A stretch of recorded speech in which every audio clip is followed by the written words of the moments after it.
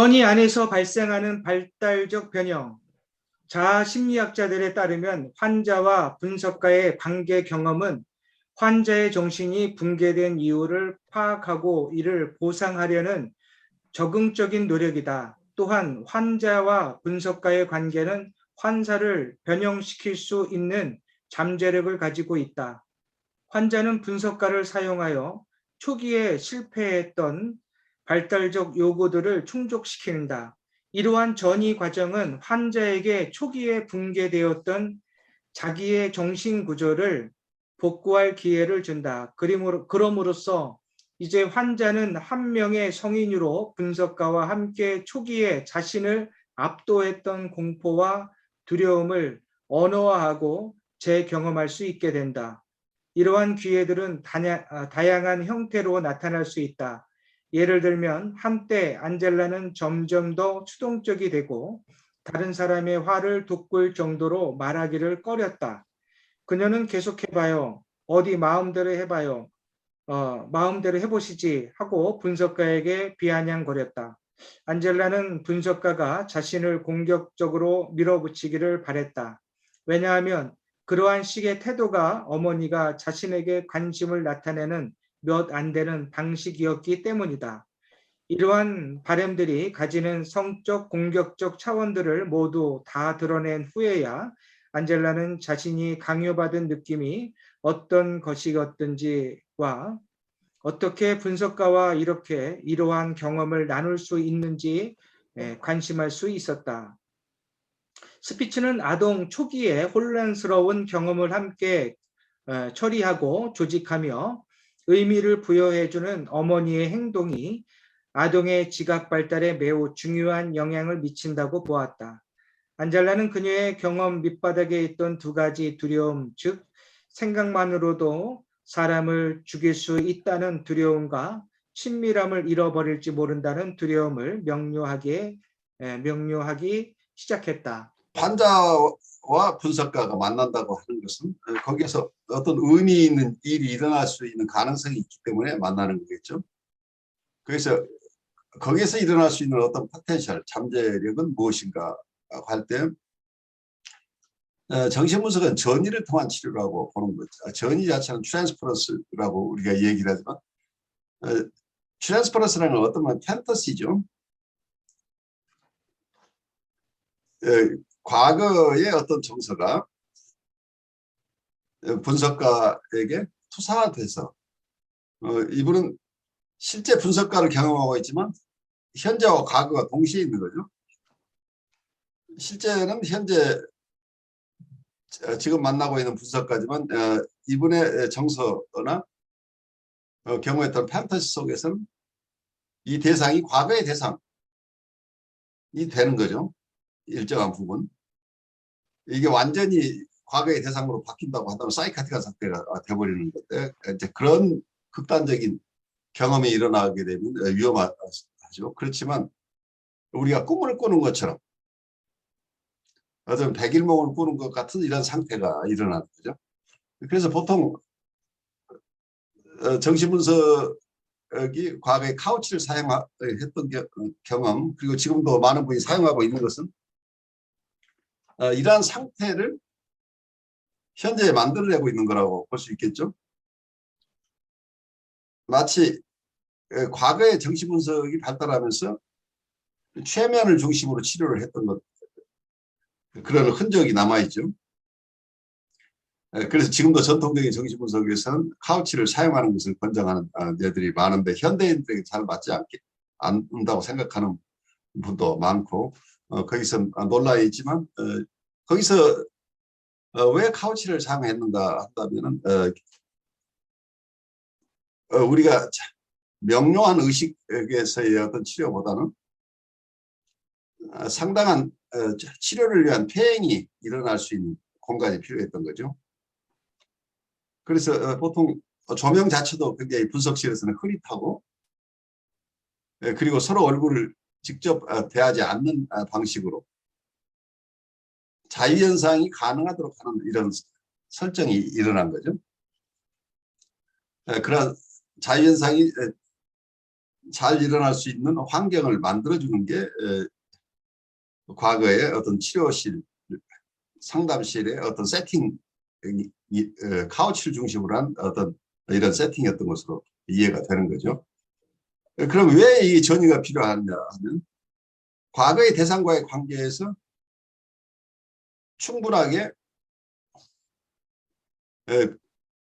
본인이 얻지 못했던 어떤 만족스러운 관계 경험을 다시 하고 싶은 거죠. 무의식 속에서는. 어린 시절에 충분하게 자기가 이해받고 지지받고 그리고 칭찬받고 하면서 아이들이 자랐어야 되는데 그런 것이 미진한 분들, 특히 이제 이런 경험들은 내담자에 따라서 어떤 부분에서 발달상의 어려움이 있느냐는 각각 다르니까 뉴라틱 환자하고 또 프리에더퍼럴 환자, 프리에더퍼럴 환자라고 하지만 그것도 사이카트리한 상태에 있는 분, 보드라인 상태에 있는 분 각각 다르죠. 그렇지만 여기서는 프리에더퍼럴 레벨에 있는 분들 중심으로 얘기를 한다면 초기 발달 단계, 보통 현대정신분석은 초기 2년 정도를 봐요.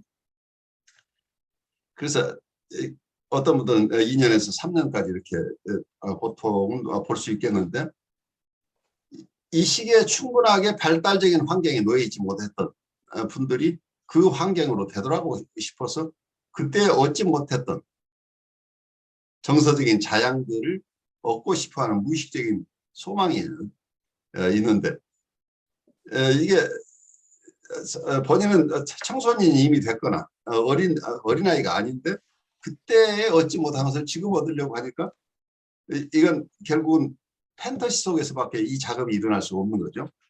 그런데 합리적이고 이성적인 작업으로 지적인 작업을 통해서 이분들을 돕기는 굉장히 어렵다는 얘기예요. 이건 지적인 문제가 아니라 정서적인 문제이기 때문에. 그래서 과거에 여기서는 붕괴라고 얘기를 했지만 어쩌면 과거에 발달하는 과정에서 교란됐던 자기의 심적인 상태, 심리기구가 충분히 발달하지 못한 상태.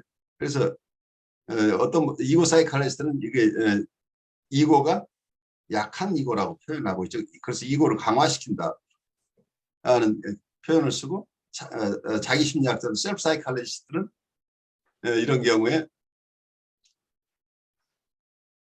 자기 응집력이 아니라 자기 응집력이 약하다. 셀프 코히시브니스가 약하다. 그래서 자기의 응집력을 높여주는 과정이 필요하다. 이렇게 이야기를 하죠.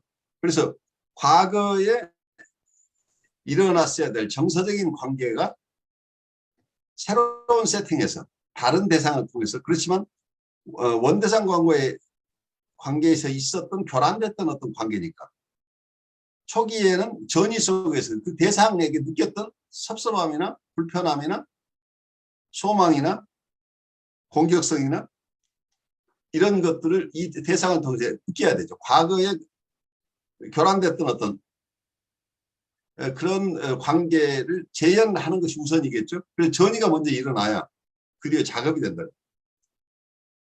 그래서 새로운 경험을 한다고 하는 것은 새로운 경험을 통해서 여기서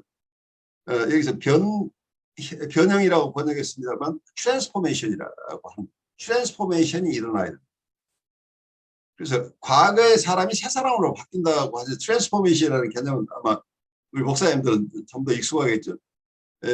이게 변모라고 하는 것, 인격의 쇄신을 얘기하는 이런 개념으로 쓰고 있는데 뭐 영성적인 측면에 트랜스포메이션을 말을 많이 쓰고 있을 것으로 보여요.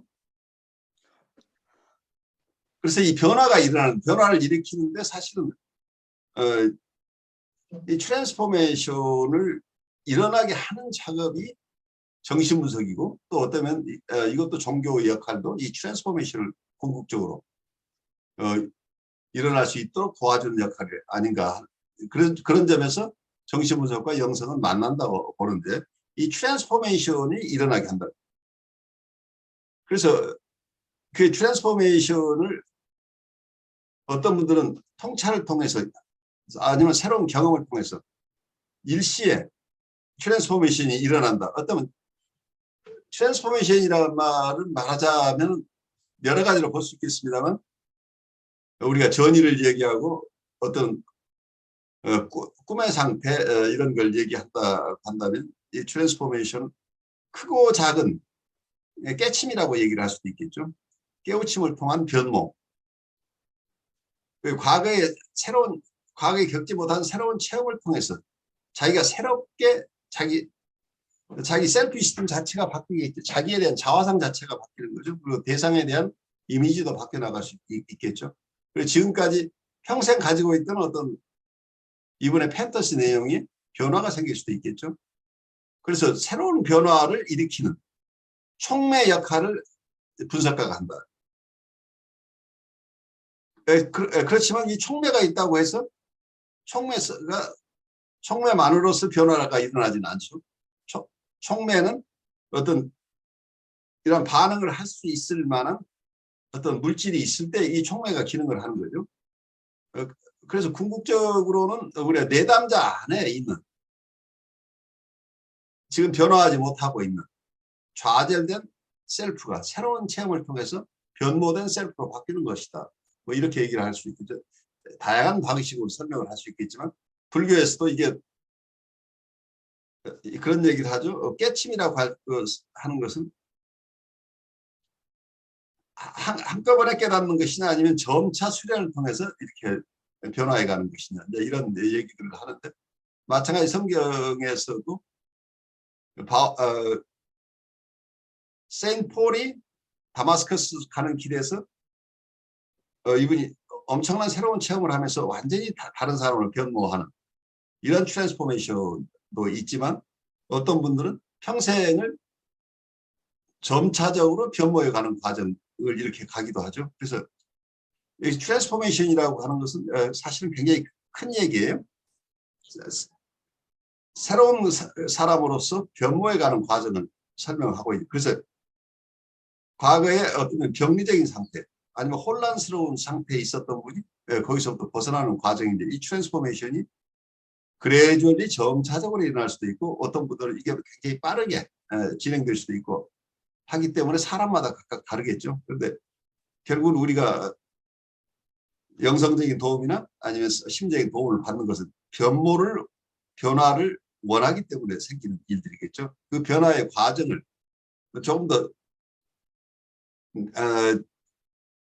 내담자나 어떤 영성 쪽에서는 어떤 그 성도가 그걸 감당할 수 있는 범위 내에서 이 과정을 가야 되기 때문에 이게 훈련이 필요한 것들이죠. 좋은 뜻으로 이분들에게 바로 변화를 시키려고 한다고 한다면 이분은 대부분 많은 체험 속에서 이분의 판타지 속에서 혹은 이분의 기억 속에서는 대상은 항상 자기를 어떤 방향으로 끌고 가고 침해하는 대상. 사랑한다는 게 어떤 분들에게는 계속 자기를 침해하는 것이 자기를 사랑한다고 하는 사람은 자기를 침해하는 것이고 사랑을 받기 위해서는 침해를 받아야 되고 이런 잘못된 그 사람만의 어떤 빌리프 시스템이라고 자기 나름대로의 아주 완고한 그런 믿음 시스템 같은 게 그 믿음 시스템이 영성적인 믿음이 아니고 자기 나름대로 세상을 이해하는 하나의 퍼스펙티브 그 완강한 어떤 퍼스펙티브 하나의 자기 나름대로 시야 자기 나름대로 견해가 있다는 거예요. 자기가 만나는 사람들은 어떤 사람들은 이래 사람들은 항상 겉으로 웃지만 자기들이 원하는 걸 얻기 위해서 나를 사랑하는 척하고 있을 뿐이야. 내가 좀 가까워지면 또 나를 침해할 거야. 라고 하는 것들에서 벗어나지 못하기 때문에 누군가하고 친해지려고 한다면 또 한편에서 계속 경계가 일어나서 친해지고 싶은 사람을 버리는 그런데 본인 생각에는 자기가 버린 게 아니고 상대방이 자기를 침해하고 결국은 버렸다고 느끼는 이제 이런 관계가 초기 단계에서 아까 얘기한 프리에더프란 단계에서 보통 내담자와 상담자 간의 관계. 그래서 어린아이가 1살, 2살 이 시기에 어머니하고 관계가 서로 분리개별화가 되기 이전이기 때문에 이게 아이의 정서인지 엄마의 정서인지 아이의 정서인지가 잘 몰라요. 그래서 이런 뒤섞여 있는 어떤 정서 상태가 정신분석 속에서 수사적 동일시라는 프로젝티브 아이덴티티라는 용어가 이런 심리 상태에서 일어나고 있는 정서적인 교류 상태, 이걸 우리가 그런 용어를 통해서 설명하려고 애쓰고 있는 게 아닌가 싶어요. 그래서 발달적 변형이라고 하는 것, developmental transformation이라는 게 어떤 사람은 발달적인 변형이 아니라 병리적인 변형이 일어날 수도 있겠죠. 그래서 발달적인 변형이 일어나는 과정을 우리가 잘 이해하는 것이 결국 우리가 심리적으로 어려운 분들을 돕는 과정, 혹은 또는 영성적으로 우리의 도움을 필요한 분들 어떻게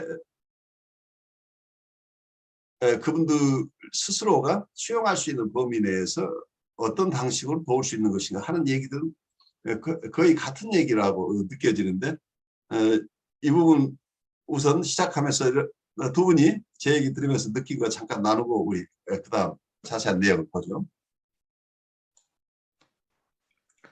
저는 먼저 이 변형이라는 부분에 있어서 그 뭐 주제하고 딱 맞는 건 아닌 것 같은데, 요즘에 이제 제가 고민하는 게 이제 아무래도 시골이다 보니까 이제 연세에 있으신 분들이 많거든요. 그런 그러시죠.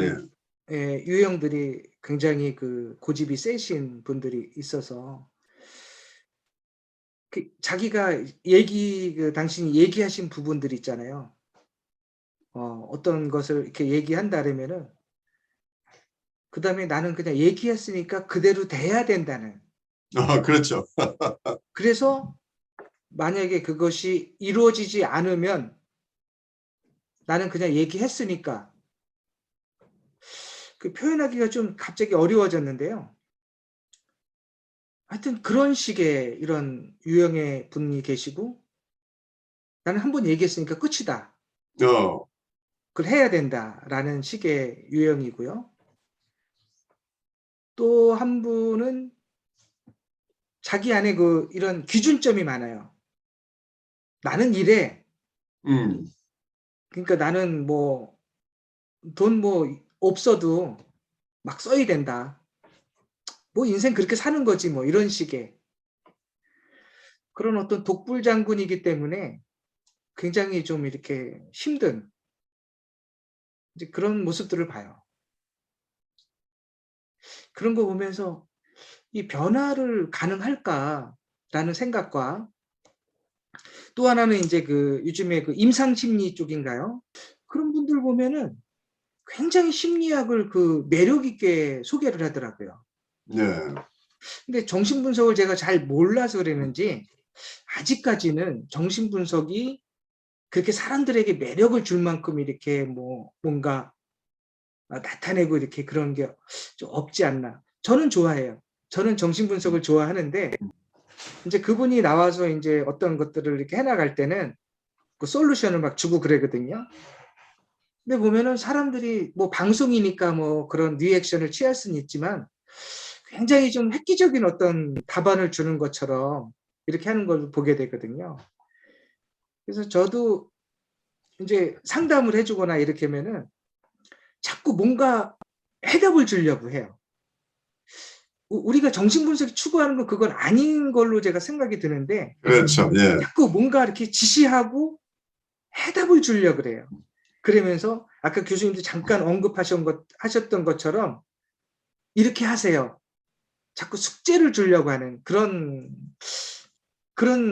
게 있더라고요. 그래서 정신분석 그래도 공부했는데 '이건 아닌 것 같은데.'라는 생각이 좀 들기는 해요, 그럴 때. 모든 것을 일시에 솔루션을 주는 방식, 이게 굉장히 사람들에게 매력적으로 느껴지는데 사실 이게 굉장히 침해적인 일들이 일어날 가능성이 굉장히 높고, 사람들이 있는 그대로 받아들이기보다는 어떤 틀에 의해서 사람들이 쉽게 재단돼 버려서 변명도 하지 못하는 이런 상황으로 갈 수도 있는데, 한국에서 정신분석 공부하는 분도 많지 않고, 그리고 그런 쪽에 출연하신 분이 거의 없을 것으로 보여요. 그러다 보니까 심리학은 전부 해결 중심이나 단기 상담, 즉시에 어떤 도움을 주는 이런 아주 뭐라고 할까요?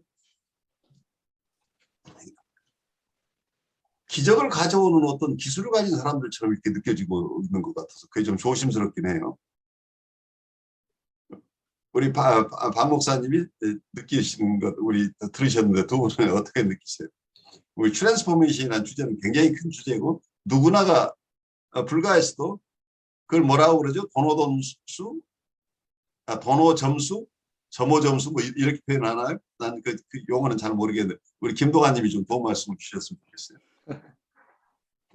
깨침을 가는 방식이 성철 스님과 또 어느 스님 간에 큰 다툼이 있었던 것으로 기억이 되는데. 네, 저도 뭐 용어는 잘 기억나지는 않고요. 네, 단박에 깨닫는다와 차근차근 깨닫는다 이런 것에 대해서 좀 불가에서 견해가 다른 논쟁이 있었던 걸로 알고 있습니다.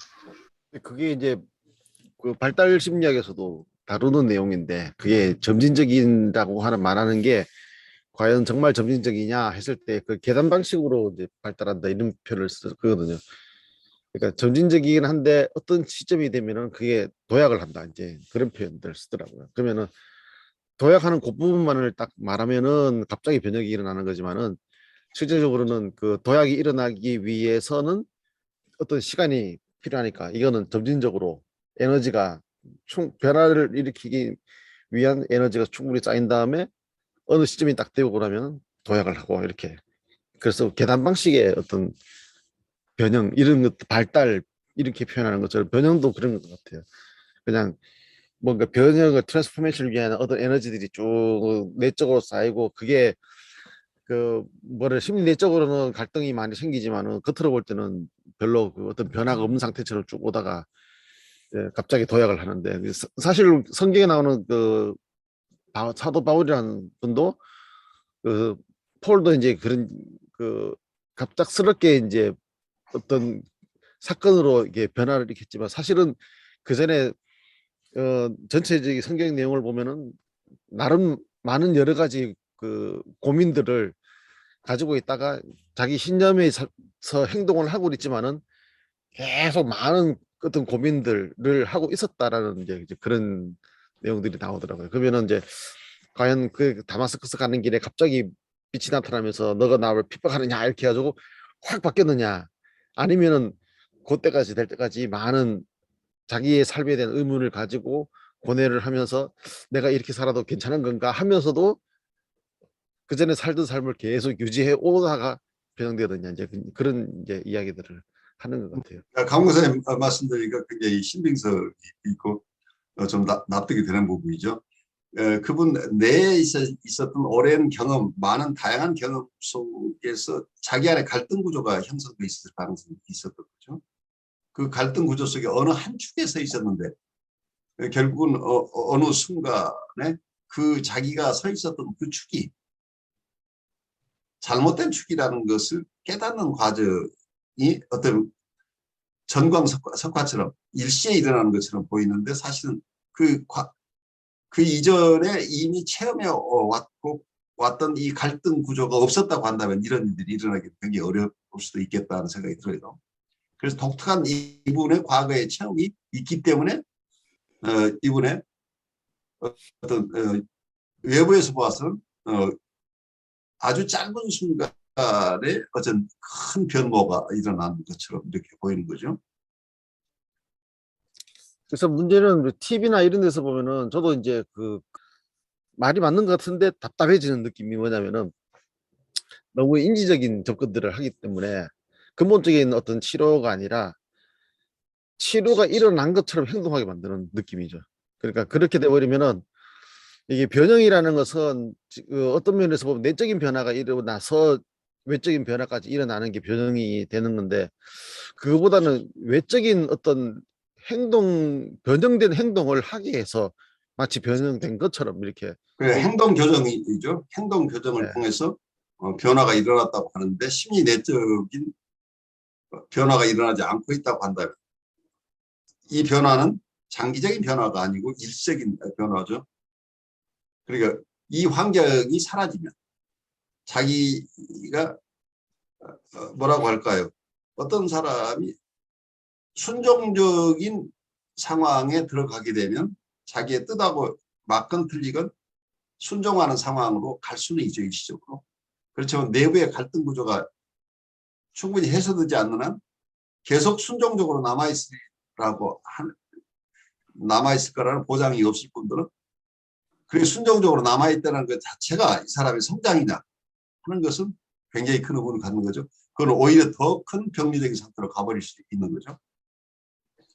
결국은 이런 경우에 다른 학자들에게 트루 셀프가 사라져버리고 폴스 셀프로 살아가는 거예요. 그래서 세상 사람들과 교류하면서 세상 사람들의 뜻에 맞도록 살아가는 방식을 배우는 거 필요해요. 그 폴스 셀프가 나쁜 건 아닌데 하지만 자기 트루 셀프를 가지는 사람과 다른 사람과의 관계를 부드럽게 하면서 자기를 지켜내는 과정 속에 폴스 셀프가 사용되면 좋은데 이 폴스 셀프가 사회적인 교류를 위한 게 아니고 자기 스스로가 트루 셀프가 사라져버리고 폴스 셀프가 자기라고 믿어버리는 이런 상황까지 가게 되면 이거는 훨씬 더 큰 장애로 발생할 그 병적인 상태로 가버릴 가능성이 있죠. 평생 폴스 셀프로 살아가는 과정에 간다고 한다면 이런 분들이 나이가 들게 되면 어느 시점에 가면 붕괴돼 버릴 수 있는 거죠. 그게 허무하다고 호소하는 많은 중년 혹은 장년기, 노년기에 있는 성인들이 느끼는 게 내가 무엇 때문에 이렇게 살아왔어?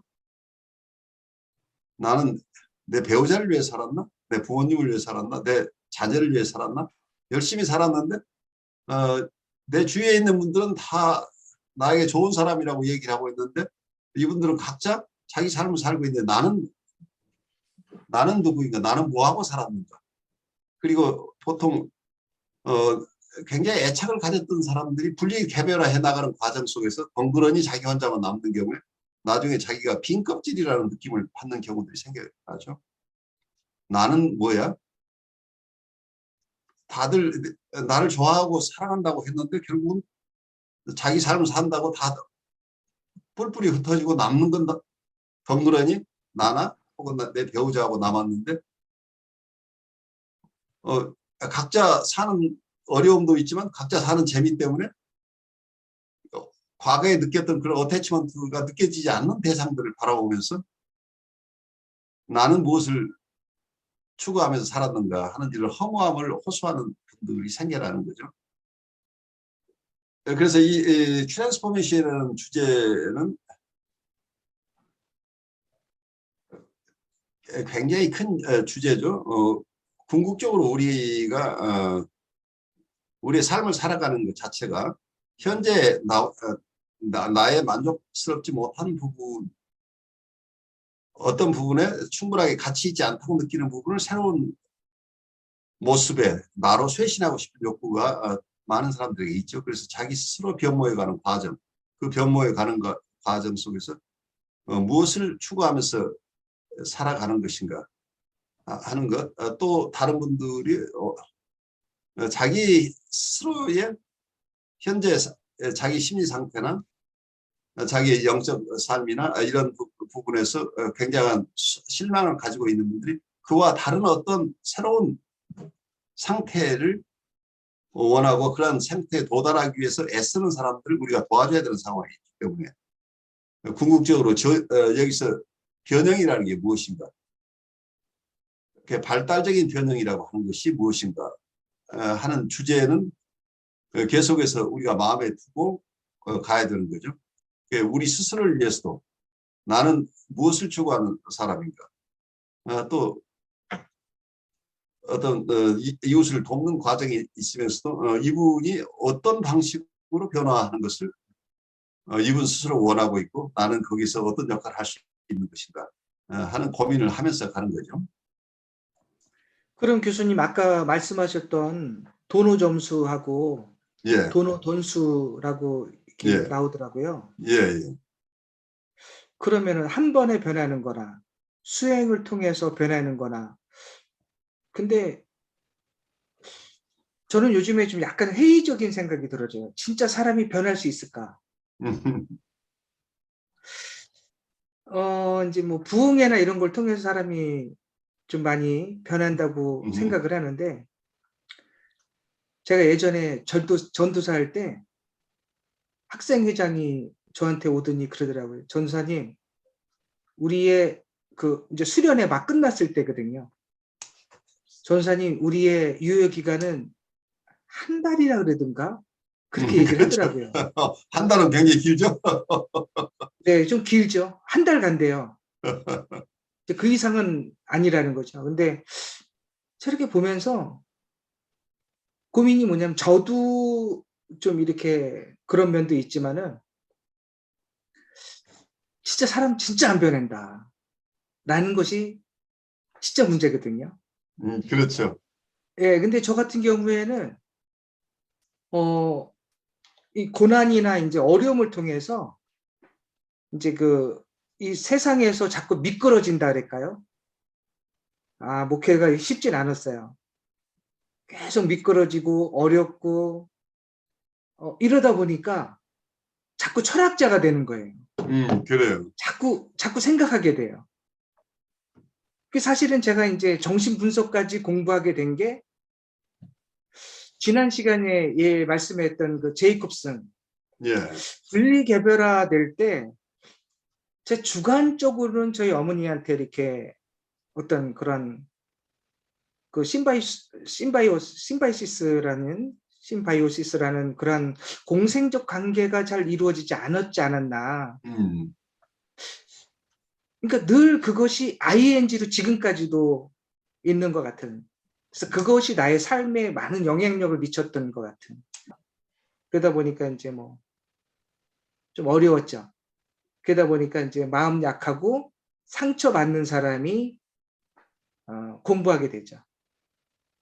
그래서 제가 이제 그런 고민들을 많이 하고 했는데, 지금 이제 그 트랜스포메이션을 말씀하시면서 좀 아직까지도 생각은 회의적이에요. 이게 될까? 그래요. 이제 변화가 될까? 그 두고두고 볼 부분이죠. 우리가 기대가 어느 정도이냐에 따라 다르죠. 그러니까 완전히 새로운, 그러니까 애벌레가 나비가로 바뀌는 이런 큰 트랜스포메이션이 우리가 일어날 수도 있지만, 그렇지 않는 어떤 변모도 얼마든지 있죠. 나비를 보면 나비의 그 이전의 모습을 우리가 떠올리기 어려울 만큼 완전한 변모처럼 느껴지죠. 그렇지만 그 과정 속에서 나비가 되기 위한 포텐셜을 이미 가지고 있었던 애벌레가 있었던 거겠죠. 그런데 그것이 극적인 모습으로 드러날 뿐이지, 그전에는 점진적인 과정을 거쳐서 발달해 온 거겠죠. 여러분 안녕하십니까. 혁신 라이프 코칭 연수원 ICC 창설자 신현근 정신분석학 박사입니다. 제가 이번에 클래스 EU 클래스 마켓에 저의 영상 강의를 개설하였습니다. 이번에 처음 개설한 강의는 정신분석적 인간 이해 과목입니다. 제가 하는 강의 내용을 여러분께서 잘 아실 수 있도록 이 과목의 소개 영상과 첫 번째 강의 정신분석학의 정의와 두 가지 기본적 가설을 주제로 한 강의 영상을 여러분께 소개합니다. 이 두 개의 영상을 보시고 더 관심 있으신 분들은 직접 제 클래스 사이트로 들어가셔서 클래스에서 어떤 것이 진행되는지 검토하시고, 여러분 주위에 있는 분에게도 제 강의가 있음을 알려주시면 고맙겠습니다. 여러분 감사합니다.